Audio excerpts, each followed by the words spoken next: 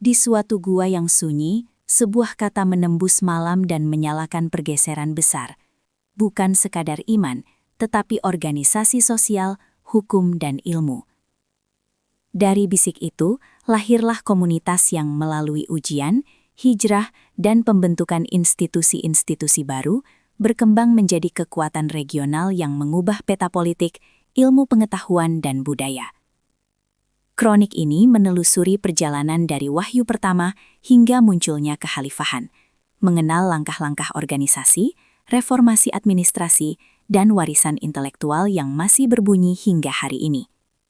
Ikuti jejak waktu. Bagaimana kata menjadi konstitusi, bagaimana komunitas menjadi negara, dan bagaimana kejayaan juga lahir dari tantangan.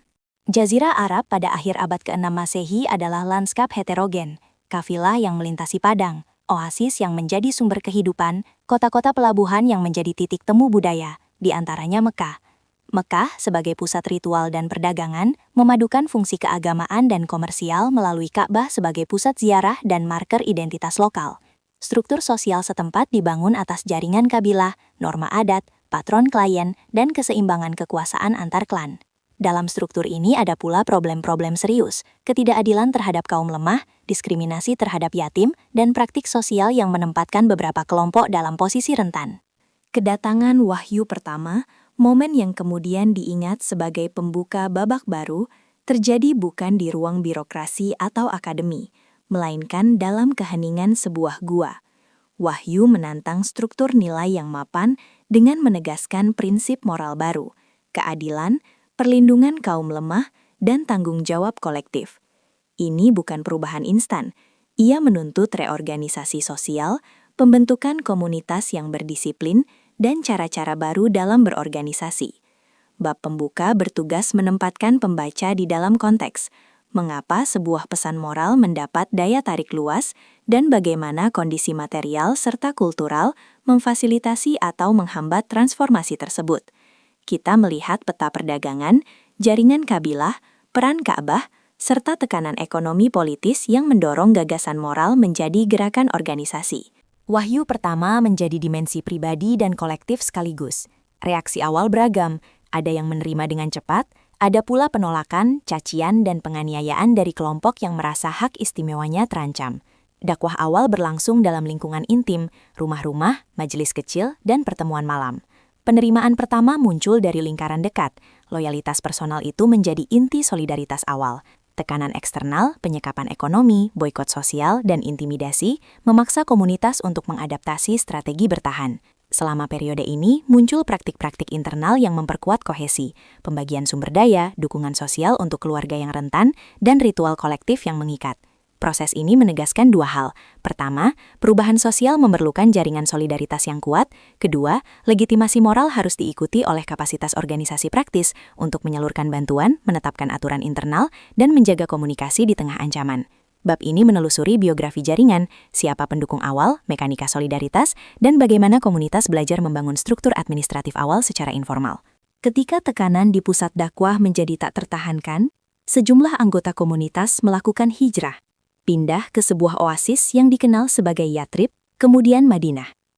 Hijrah bukan sekedar perpindahan fisik, ia menandai transformasi organisasi. Komunitas menjadi entitas politik dengan kemampuan merancang hukum dan tata sosial. Perjanjian Madinah, dokumen sosial yang mengatur hubungan antar kelompok Arab dan komunitas imigran, memperlihatkan kemampuan awal untuk membuat kontrak politik plural yang melindungi hak dan kewajiban berbagai komunitas. Di sini, institusi-institusi praktis muncul, mekanisme penyelesaian sengketa, pembagian tugas keamanan, aturan zakat sebagai mekanisme redistribusi, dan norma-norma muamalah, interaksi sosial ekonomi. Bab ini mengurai bagaimana keberhasilan struktur baru bukan hanya hasil visi moral, melainkan juga kemampuan merumuskan aturan yang dapat dipraktikkan. Kontrak, pengadilan lokal, dan sistem solidaritas yang terorganisir. Konsolidasi komunitas baru menarik perhatian kekuatan regional. Konflik berskala lokal dan regional muncul, bukan semata kekerasan, tetapi rangkaian tantangan yang membutuhkan strategi politik, diplomasi, dan mobilisasi militer. Beberapa pertempuran penting menjadi ujian legitimasi.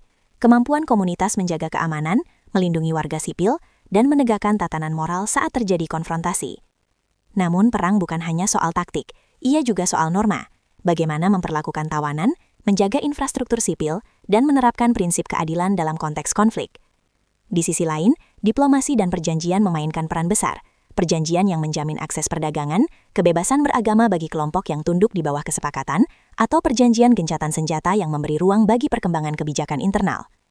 Bab ini menyajikan keseimbangan antara strategi militer dan nilai-nilai hukum yang dikembangkan dari pengalaman itu. Dengan pertumbuhan komunitas, muncul kebutuhan menjaga keutuhan wahyu dan pengajaran. Teks-teks yang sebelumnya diingat secara lisan mulai dikumpulkan, dikodifikasi, dan diajarkan secara sistematis.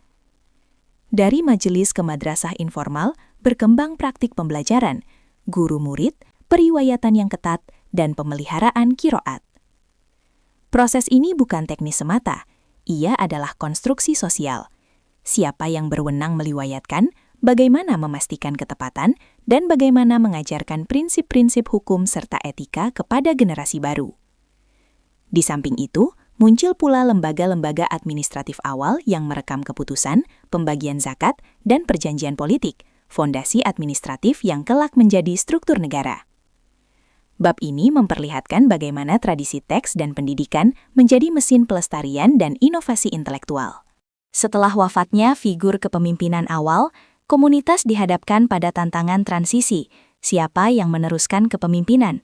Model kekhalifahan muncul sebagai solusi institusional, seorang khalifah yang memimpin urusan politik sambil merujuk pada otoritas moral.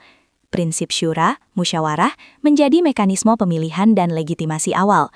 Bentuk pemerintahan awal menghadirkan perpaduan fungsi, administrasi, pertahanan, dan pengaturan hukum publik. Khalifah harus menyeimbangkan tuntutan agama dan tuntutan negara. Bab ini menganalisis pembentukan mekanisme pemerintahan, birokrasi sederhana, pengumpulan pajak yang terstruktur, zakat, serta kebijakan luar negeri dan pertahanan yang menanggung beban wilayah yang terus berkembang. Masa kepemimpinan awal menuntut penyelesaian krisis internal, termasuk pemberontakan dan klaim otoritas lokal. Konsolidasi politik yang dilakukan dalam periode ini menegakkan prinsip kesatuan politik dan penegakan hukum publik. Di sisi administratif, langkah-langkah seperti pengorganisasian angkatan bersenjata, pembayaran gaji, dan sistem pengumpulan dana publik memperlihatkan upaya untuk membuat negara berfungsi secara efektif. Bab ini membahas bagaimana menangani perlawanan internal, menjaga legitimasi kepemimpinan, dan merumuskan kebijakan yang menopang stabilitas jangka panjang. Kepemimpinan berikutnya terkenal karena inovasi administratif dan perluasan terencana. Reformasi kenegaraan, pembagian wilayah administratif, sistem pengumpulan pajak yang lebih profesional, pengaturan tunjangan tentara, serta perhatian pada infrastruktur, jalan, jembatan, dan keamanan perbatasan, menunjukkan transformasi dari komunitas menjadi negara. Selain itu, pengelolaan wilayah baru menuntut kebijakan plural, perlindungan minoritas, aturan pemungutan pajak yang berbeda untuk non-muslim, jizyah, dan jaminan kebebasan beribadah dalam koridor perjanjian. Bab ini menimbang bagaimana tata kelola yang baik memperluas legitimasi politik dan memungkinkan stabilitas di wilayah baru. Periode ini ditandai oleh upaya standarisasi teks suci untuk menjaga keseragaman bacaan di tengah keragaman dialek dan wilayah luas. Inisiatif ini berdampak pada pendidikan dan administrasi hukum yang menuntut acuan yang sama. Secara ekonomi dan budaya, jalur perdagangan maritim dan darat menghubungkan kota-kota penting, sehingga pusat-pusat pelabuhan menjadi tambang kemakmuran dan pertukaran ide. Bab ini menguraikan manfaat dan risiko standarisasi, memperkuat konsensus hukum, namun juga memunculkan dinamika politik karena sentralisasi otoritas. Periode kepemimpinan ini diwarnai oleh tantangan internal yang kompleks, perbedaan interpretasi politik, perselisihan kepemimpinan, dan tekanan dari kelompok-kelompok yang menuntut keadilan berbeda. Bab ini menggambarkan upaya-upaya integrasi, kompromi politik, dan peran institusi hukum untuk meredakan perselisihan. Konflik ini menandai pentingnya mekanisme kelembagaan untuk menangani ketegangan identitas, regionalisme, dan tuntutan akuntabilitas publik. Dengan perluasan wilayah dan munculnya kasus-kasus praktis, para ulama dan cendekiawan mengembangkan metodologi hukum, ijtihad, usaha penalaran hukum, kias, analogi, dan pengumpulan periwayatan. Proses formasi mazhab-mazhab hukum bukanlah instan. Ia adalah perkembangan historis di mana komunitas akademik, praktik pengadilan, dan realitas sosial saling mempengaruhi. Bab ini menerangkan bagaimana konsensus hukum awal terbentuk, peran majelis ilmiah, dan cara norma baru diuji melalui contoh-contoh kehidupan. Kali ini kita masuk ke sisi intelektual. Pusat-pusat pembelajaran berkembang di kota-kota pusat seperti Basrah, Kufa, Kairo pada tahap selanjutnya, sebagai tempat terjemahan, observatorium, dan penelitian. Studi-studi dalam astronomi, matematika, kedokteran, dan filsafat berkembang sebagai hasil kontak dengan tradisi Yunani, Persia, dan India. Jaringan perpustakaan dan pusat penerjemahan mempercepat difusi ilmu. Bab ini memeriksa hubungan antara stabilitas politik dan perkembangan ilmu, bagaimana kewenangan negara memberi ruang bagi penelitian, dan bagaimana ilmu memperkaya administrasi dan teknologi. Jaringan perdagangan yang dikelola kekhalifahan menghubungkan Eurasia. Rempah-rempah, tekstil, logam, dan barang mewah bergerak melintasi rute darat dan laut. Kekuasaan negara menegakkan keamanan lalu lintas, menyediakan infrastruktur, dan mengelola pajak sehingga pasar berkembang. Bab ini menelusuri mekanika perdagangan, sistem koin, kontrak dagang, perbankan awal, serta bagaimana ekonomi memfasilitasi mobilitas sosial dan sumbangan pada pembangunan ilmu dan infrastruktur publik. Kejayaan sejarah juga menyingkap kelemahan kelembagaan, desentralisasi berlebih, korupsi, konflik kepentingan, dan masalah legitimasi dapat menghakimi kelangsungan. Bab ini menganalisis pelajaran kelembagaan, perlunya mekanisme pengawasan publik, transparansi administratif, pembaruan reformasi, serta peran kritik intelektual untuk menjaga akuntabilitas. Pembelajaran ini relevan untuk memahami bagaimana peradaan mempertahankan daya tahan dan bagaimana kelemahan bisa menghasilkan krisis. Epilog kronik ini menautkan warisan multidimensi, sistem hukum, tradisi ilmiah, infrastruktur publik, dan jaringan perdagangan.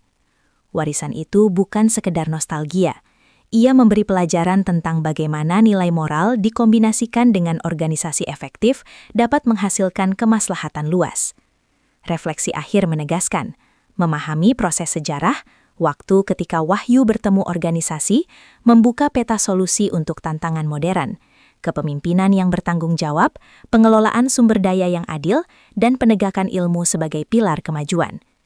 Kronik ini menutup dengan ajakan, pelajari masa lalu dengan kritis, ambil hikmah, dan terjemahkan prinsip-prinsip kemaslahatan ke dalam praktik kontemporer.